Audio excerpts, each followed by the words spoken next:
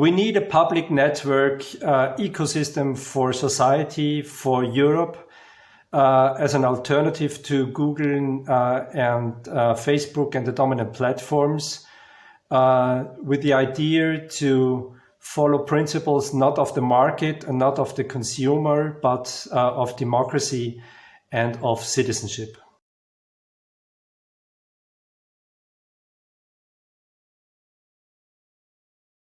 The biggest challenge may be to manage the transition from a one-to-many broadcasting logic to a digital network logic of interaction. In this term, the goal is to establish a public service ecosystem that is orientated to serve the principle of the common good, of democracy, of citizenship, and of integration.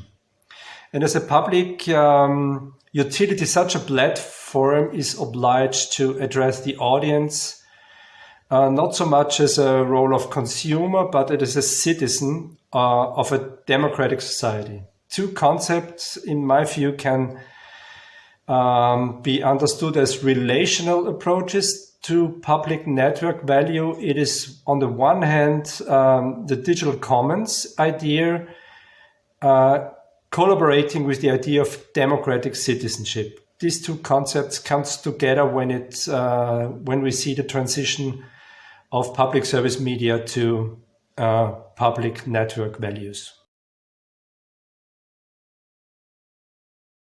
The idea of public network value, I would see several dimensions, and the key one of them is, on the one hand,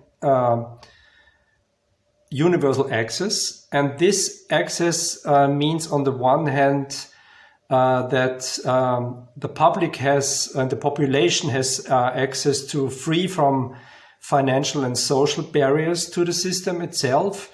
And on the other hand, a neutral technical access and findability of public service media in the net. This is a key dimension at the start, at the beginning, combining technical and social access to combine it and the idea of universal access. The second key dimension is interaction and participation.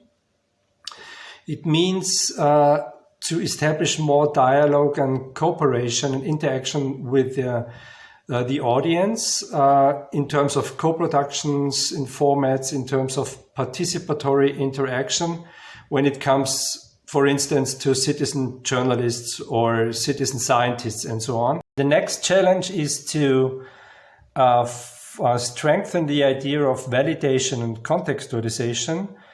And this means to integrate different discourses and meanwhile fragmented realities in society on the level of a trusted platform of journalism. This might lead to the establishment of new formats like fact-checking platforms to uncover, for instance, fake news or narrative of conspiracy, which might lead or should lead to a new platform of trusted information in public networks. Another key dimension is to establish and provide a host of cultural memory for public service media, to open their archives and to find new curated forms of information and education in cooperation with public institutions, for instance, with museums, with universities, with national libraries. And this has to be established also on the European level to come to the idea of a public open space for Europe as a combination of public ecosystems of public network information.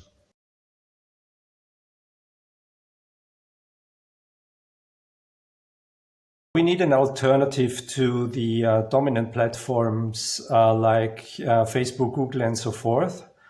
I don't see that they can compete, but they have to kind of establish an alternative. And they have, on the one hand, be present at these dominant platforms to find or to grab the publics there, to bring them back to public networks, values and public network platforms, where they have an own ecosystem of fair and open information, to quality information, quality proofed information, and to fair integration of the public on the level of safety of privacy and so on.